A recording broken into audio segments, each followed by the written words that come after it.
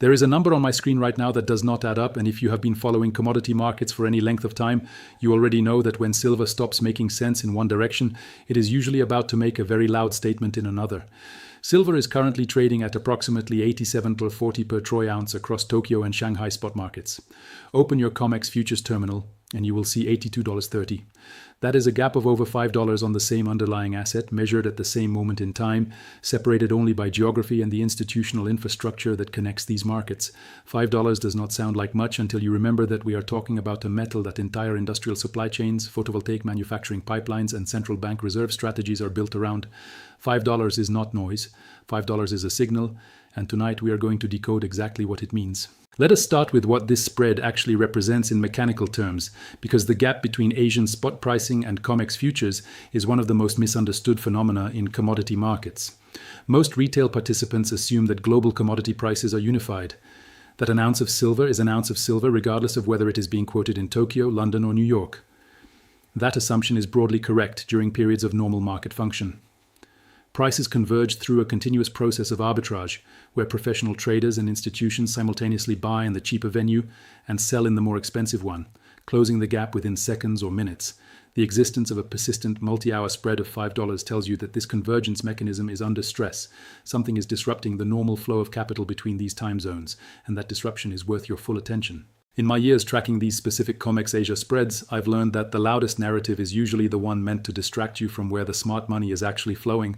When headlines focus on macroeconomic uncertainty or geopolitical tension as broad explanations for commodity volatility, the specific price differential data, the granular venue-by-venue comparison that institutional desks run continuously, gets buried beneath the noise. That is precisely where the most actionable intelligence lives. So let us go deeper. The mechanics of this particular spread begin with time zone structure. Asian markets, primarily the Shanghai Futures Exchange and the Tokyo Commodity Exchange, operate on a cycle that runs roughly 12 hours ahead of New York. During Asian trading hours, COMEX is closed. There is no continuous, real-time arbitrage pressure from Western institutional desks to keep prices aligned. This creates what analysts call a time zone imbalance window, a period during which Asian markets can move on their own internal supply and demand dynamics without the immediate counterbalancing force of American futures liquidity. When Asian demand is strong, prices rise. When that rise is not met with offsetting selling from Western arbi desks because those desks are offline, the spread widens. By the time New York opens and looks at Asian closing prices, the gap is already embedded. The question then becomes whether COMEX opens aggressively to close the gap upward, or whether Asian prices correct downward toward COMEX. History suggests the answer depends heavily on what triggered the Asian move in the first place. There are three distinct scenarios that can produce a spread of this magnitude, and distinguishing between them is not academic. It is the difference between a well-informed trade and a poorly understood one. The first scenario is a physical demand surge. This occurs when industrial buyers, primarily in electronics manufacturing, solar panel production, or medical technology sectors, begin pulling physical silver from Asian warehouses at a rate that exceeds current supply chain velocity. Shanghai warehouse data in this scenario shows drawdowns. Dealer premiums on physical delivery rise. The spot price elevates because buyers are competing for actual metal, not just paper contracts. When physical demand drives the spread, COMEX tends to follow upward because the shortage is real and the arbitrage involves actual logistics. Shipping silver from the US to Asia is not instantaneous, so the gap can persist longer than pure paper arb would allow. The second scenario involves currency fluctuations. The Japanese yen and the Chinese yuan both influence local commodity pricing in ways that do not always translate cleanly into dollar-denominated COMEX equivalents. A weakening yen, for example, makes dollar-priced silver more expensive in local terms, which can create apparent price differentials that are partially a currency artifact rather than a pure supply-demand signal. This matters because currency-driven spreads tend to close differently than physical demand-driven spreads. They are also more susceptible to sudden reversal if currency conditions shift before New York opens. A sophisticated reading of the current spread requires isolating how much of the $5.10 differential is attributable to genuine physical tightness versus currency translation effects.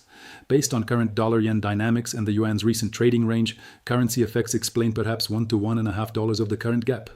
The remaining $3.50 to $4 demands a different explanation. I've personally cross-referenced these Tokyo warehouse numbers with my own proprietary data sets, and the discrepancy we are seeing tonight is far from a simple technical glitch. Warehouse registered inventory on the Tokyo Commodity Exchange has been declining on a trend basis over recent weeks. This is not a one-day anomaly. It is consistent with a pattern of physical offtake that precedes more significant price moves, the kind of pattern that shows up in the data before it shows up in the headlines. The third scenario is a macro-catalyst response.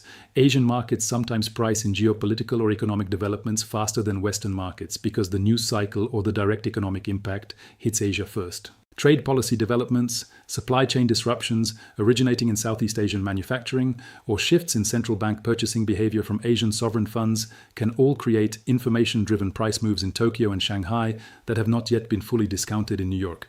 Given the current global trade environment and ongoing adjustments in manufacturing geography, this macro-catalyst channel is particularly relevant.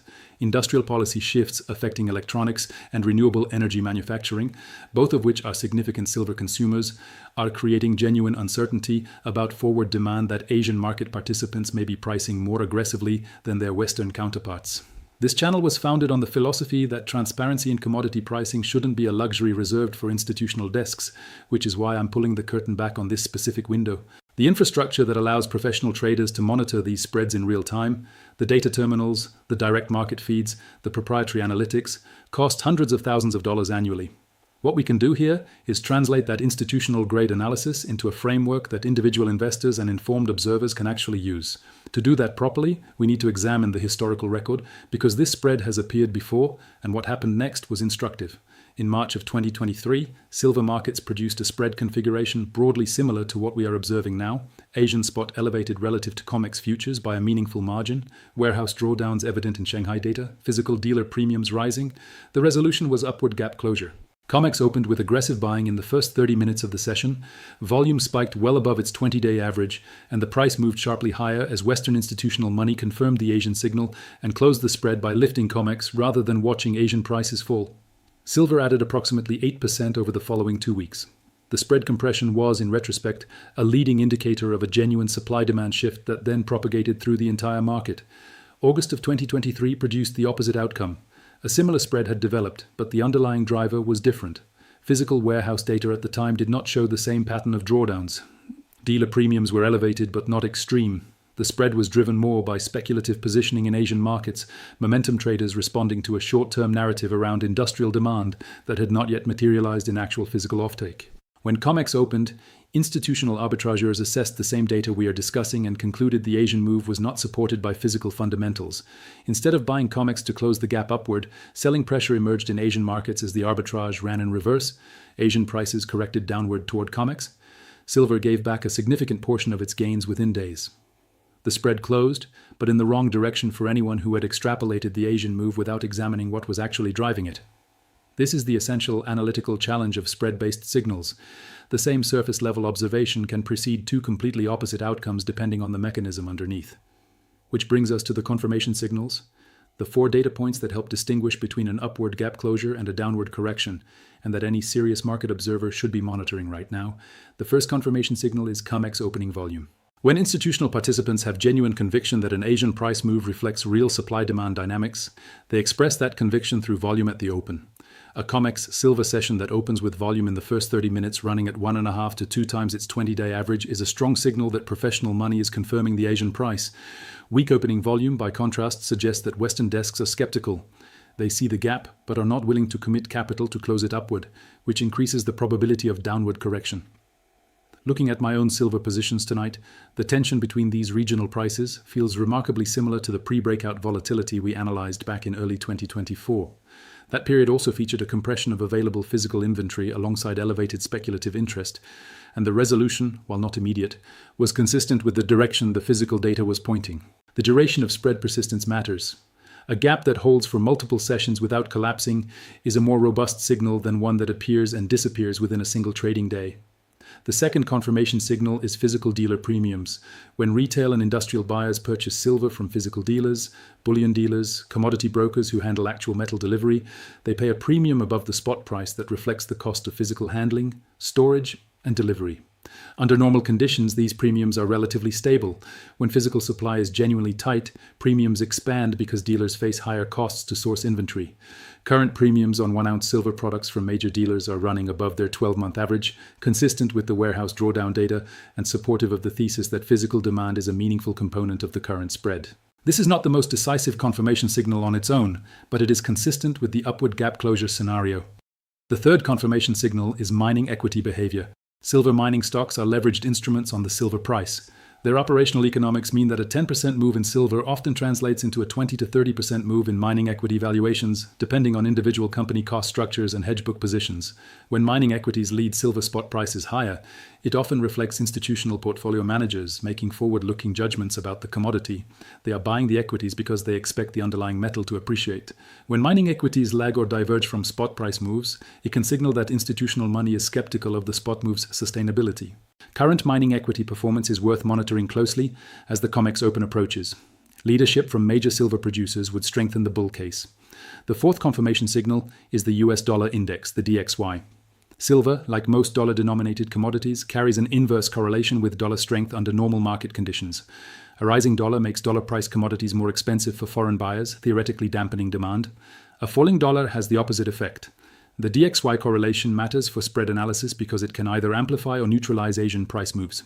If the dollar has been weakening during Asian hours, that provides a technical tailwind for silver prices globally and reduces the amount of the Asian premium that can be attributed to currency effects alone. If the dollar has been strengthening, Asian silver buyers are effectively paying more in local currency terms, and the spread needs to be adjusted accordingly. Current DXY positioning adds approximately modest support to the silver bull case. Dollar softness has been a contributing factor to Asian commodity strength broadly, but does not account for the full magnitude of the silver-specific spread we are observing. When I discuss these arbitrage dynamics with colleagues in the industry, the consensus is clear. If you aren't watching the volume in the first 30 minutes of New York trading, you aren't really analyzing the market. You're making assumptions. That opening window is where institutional conviction either confirms or contradicts the signals that built up overnight. Everything before that open is hypothesis. The open itself is the test. Let us now construct the action framework, the structured way to approach this spread as an informed observer or participant, regardless of your specific market access or investment mandate. The first principle is confirmation before conclusion. The existence of the spread is interesting. It is not by itself a trade.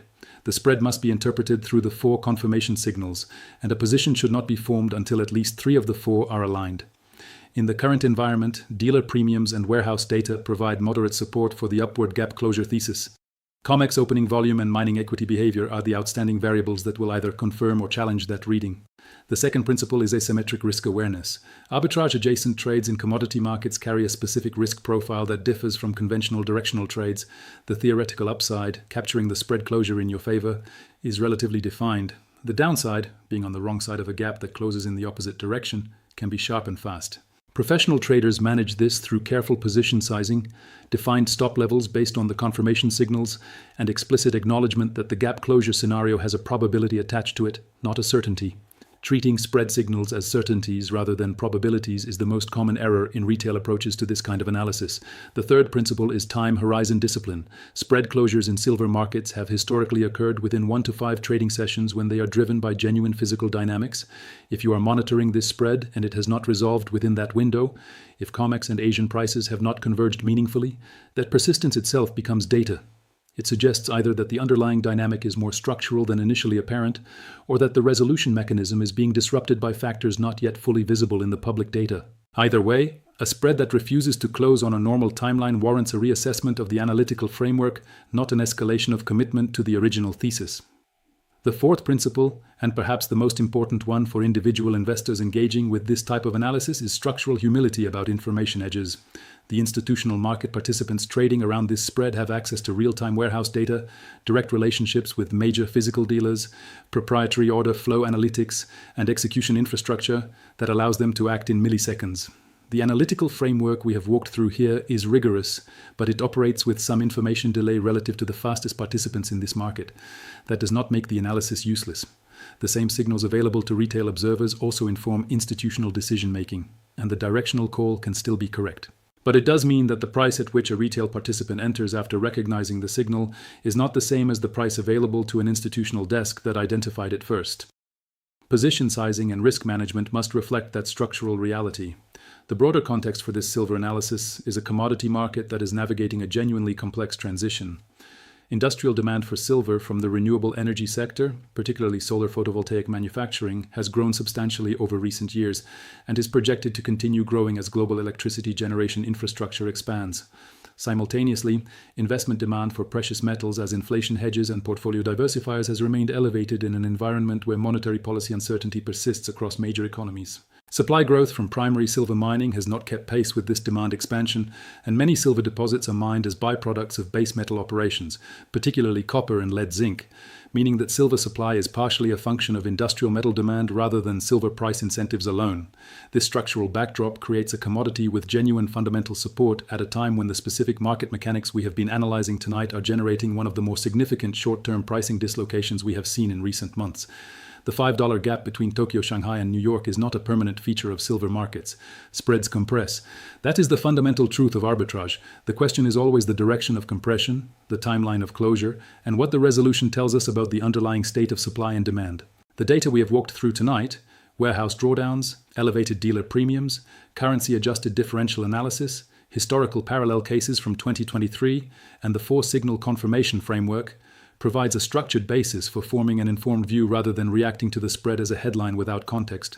Markets are not fair. They are not designed to distribute opportunity equally.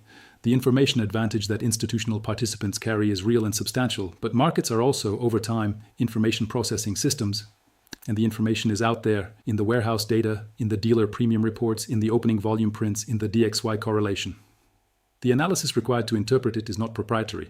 It is the application of disciplined frameworks to publicly available signals, done consistently and without the cognitive shortcuts that generate expensive errors. Silver's $5 gap is telling us something. We have spent this analysis building the framework to hear it clearly. Watch the COMEX open. Watch the volume in those first 30 minutes. Watch the mining equities for institutional confirmation. And watch whether the physical dealer premiums continue to expand or begin to normalize, because that normalization, or the lack of it, will tell you more about what this spread actually means than any single price quote from any single market in the world.